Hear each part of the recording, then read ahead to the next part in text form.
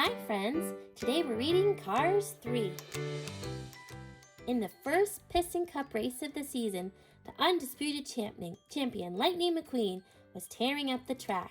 His friends Bobby Swift, Cal Weathers, and Brick Yardley were right behind him. But when the checkered flag came down, it was Lightning McQueen for the win. Lightning continued to race hard throughout the season, but one day, a rookie racer surprised everyone in his first Piston Cup competition. The rookie blew past Lightning to take first place. "Whoa," said Lightning. "Who is that?" "That's Jackson Storm," replied Bobby. After the race, Lightning congratulated Storm. The young racer smirked. "You have no idea what a pleasure it is to finally beat you," he said. "Thanks," said Lightning. "Hang on, did you say meet or beat?" "I think you heard me," said Storm. Jackson Storm was the best of the next generation of racers. The next gens were faster and more efficient than the veteran race cars. They trained on the newest technology and relied on analysis of advanced data, such as weight distribution and aerodynamics, to give them the advantage on the track. In the following races, Storm won again and again. Many of the veteran racers retired or got replaced. They thought they could never be as fast as the next gens. Lightning refused to retire. In the season's final race, he put everything he had into beating Storm. Crash! Coming out of his final pit stop, Lightning gained the lead, but seconds later, Storm passed him. Lightning pushed himself harder until screech! He lost control. Sally and the fans gasped. Lightning spun around and flipped over and over. Then he finally came to a stop. It took 4 months for Lightning to recover. With the new racing season just 2 weeks away, no one knew if he'd ever compete again. Lightning watched films of his mentor and crew chief Doc Hudson. Doc had suffered a bad crash that ended his career. Lightning didn't want that to happen to him. "I decide when I'm done," he told Sally and Mater. "I need to talk to Rusty and Dusty." He was ready to leave Doc's garage, get a new paint job, and start training. Rusty and Dusty were Lightning sponsors and the owners of Rusty's. They had a big surprise for number 95, a new training center. It had all the best technology, treadmills, virtual reality, and a state-of-the-art racing simulator. Lightning looked around in awe. "Guys, how did you ever do this?" he asked. "We sold Rusty's," Rusty and Dusty announced. "We just realized you needed something we couldn't give you," Dusty said. They sold Rusty's to a wealthy businessman named Sterling, who could help Lightning get back in the game. "Welcome to the Rusty's Racing Center," said Sterling. "I've been a fan of yours forever. And now to be your sponsor? How great is that?" After Lightning got a new look, Sterling brought Lightning to the racing simulator. Lightning watched in awe as a yellow car sped on the simulator like a professional. "Who's the racer?" he asked. No, she's a trainer," said Sterling. "Cruz Ramirez, the best trainer in the business." When Cruz saw Lightning, she wasn't impressed. "He's obviously an imposter," she said. "He looks old and broken down with flabby tires." "Hey," said Lightning, "I do not." "Use that," shouted Cruz. Cruz started Lightning out with an aerobics class. "We need to loosen those ancient joints. First, the wheels. Forward and rest. Forward and rest." Then Cruz challenged Lightning on the treadmill. "This thing's only going 5 miles per hour, Lightning complained. "We'll work up to the higher speed," said Cruz, "right after you take your nap." After a few days, Sterling decided that Lightning would not compete in the new racing season. "Your speed and performance aren't where they need to be. I'm sorry." Lightning knew he would never get faster by training with technology. "I'll train like I did with Doc," he said. "I'll get my tires dirty on every dirt track from here to Florida." He promised that with his training, he would beat Storm. Sterling made a deal with Lightning. If Lightning lost the Florida 500, he would retire and promote the number 95 brand. If he won, he could continue racing. Lightning agreed, and soon he was zooming down Fireball Beach. Cruz tried to track Lightning's speed by racing alongside him, but she kept getting stuck in the sand. The beach ate me, she said. By the end of the day, Lightning had taught Cruz how to race on sand. She was finally able to track his speed. You're still slower than Storm, said Cruz. Lightning saw a sign nearby for Thunder Hollow Speedway. That's what I need to race against actual racers, he said. Mac brought Lightning and Cruz to the track. Then Lightning put on a muddy disguise and signed up for the next race. He had no idea it was a special event, the Thunder Hollow Crazy 8 Demolition Derby. A crew member painted a number on Cruz's side. I shouldn't be out here, she exclaimed, but the gate was locked. Lightning and Cruz would have to compete.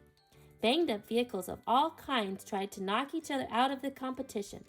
The undefeated champion, a fierce school bus named Miss Fritter, took aim at Lightning and Cruz. Your license plates are going to look real nice in my collection, Miss Fritter said. Lightning helped Cruz survive the race. Cruz even won, but Lightning was angry. I can't get any faster because I'm too busy taking care of my trainer, he exclaimed. This is my last chance, Cruz. If I lose, I never get to do this again. If you were a racer, you'd know what I'm talking about. Cruz was hurt. I've wanted to become a racer forever because of you, she said. When she had gotten her first chance to race, she thought the other racers were bigger, stronger, and more confident than she was. I just left. It was my one shot, and I didn't take it. She became a trainer instead. Cruz decided to return to the training center. After she left, Lightning called Mater and admitted that things weren't going well. Mater knew Lightning missed getting advice from Doc. There weren't nobody smarter than old Doc, except for maybe whoever taught him. That gave Lightning an idea. Smokey, Mater, you're brilliant.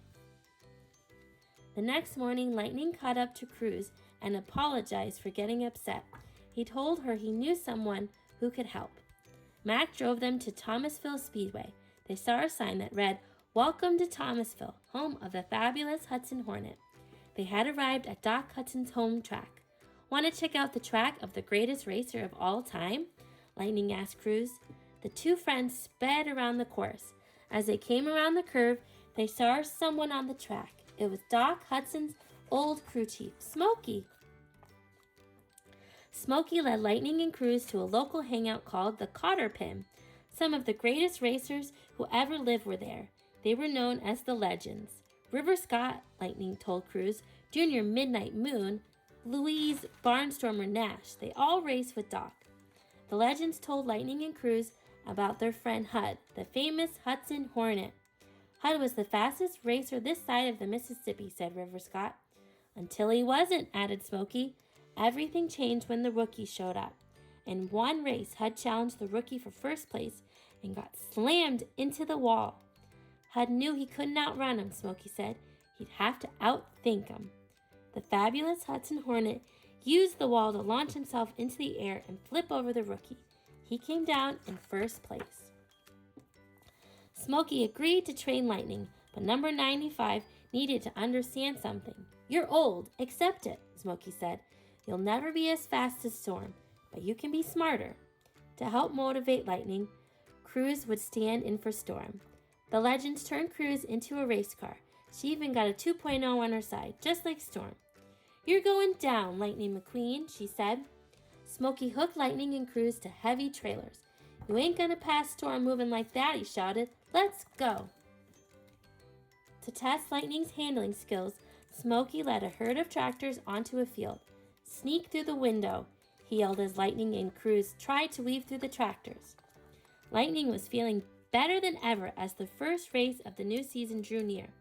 Lightning and Cruz took one last practice run around the Thomasville track. Cruz hit the gas and pulled away from Lightning. He gave it all he had, but he couldn't catch up. Everyone was speechless. They didn't know if Lightning could win in Florida, but there was no more time to train. Lightning needed to leave. I want to thank everyone for the training, he said. He rolled into Mac's trailer and set out for the race. The sellout crowd at the Florida 500 was electric. When the green flag dropped, Lightning raced hard, passing cars left and right. Not too shabby, Smokey exclaimed. He had come to Florida to be Lightning's crew chief. Over his headset, Lightning heard Sterling telling Cruz to return to the racing center. "You're a trainer, remember? Not a racer," he shouted. Suddenly, Lightning remembered all of his training with Cruz. She deserved to fulfill her dream of becoming a racer. At that moment, there was a crash on the track.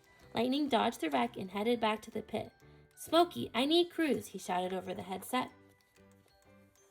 When Lightning entered the pit, Cruz was waiting for him. "What's going on?" she asked. "Come on, guys, get her set up." Lightning said to his pit crew, "Hey, Ramon, you got your paints?" Before Cruz could say anything, Guido changed her tires and Ramon painted the number 95 on her sides. Cruz would finish the race. "Why are you doing this?" Cruz asked Lightning. "You said it yourself. This might be your last chance." "Which makes it my last chance to give you your first chance," Lightning replied. "And this time, I want you to take it." Cruz zoomed onto the track. When she reached the pack of racers, she was so nervous that she slowed down. "Come on, pick it up," yelled Smokey. "Tell her the school bus of death is after her," Lightning said. Cruz smiled and sped up. Eventually, Lightning took over for Smokey on the crew chief's stand. He reminded Cruz about Thomasville. "Sneak through the windows." Cruz visualized the tractors from her training. She found an opening and weaved through the racers. The crowd went wild for this exciting new competitor. Finally, Cruz caught up to the lead racer, Jackson Storm. Storm was shocked to see her racing next to him, but he wasn't about to let her pass. "I don't think so," he shouted. Then he slammed Cruz into the wall. But Cruz stayed calm and remembered Doc's old racing trick. She turned her wheels into the wall, shot into the air, and flipped over Storm. She sped across the finish line as the crowd cheered. Cruz won the race. After the race, Sterling asked Cruz to join his team. Cruz quit instead. She would never race for Sterling after the way he treated her. Tex, the owner of Dynaco, overheard Cruz and offered her a racing sponsorship with Dynaco. Lightning was surprised to learn that he and Cruz had both won. Lightning had started the race and Cruz had finished it. He could continue racing and didn't have to work for Sterling. Back in Radiator Springs, Cruz showed off her new number, Doc Hudson's 51. She was an official race car. Lightning had a new look too. He was decked out in blue paint, just like Doc. He was able to keep his number 95 after Tex bought Rusty's from Sterling. Lightning's racing days weren't over yet, but for now, he focused on getting Cruz ready for the rest of the season. Cruz couldn't wait to begin. "Bring it on, old man," she cheered. Lightning and Cruz zoomed off and raced around Willie's booth, ready to work together as a team.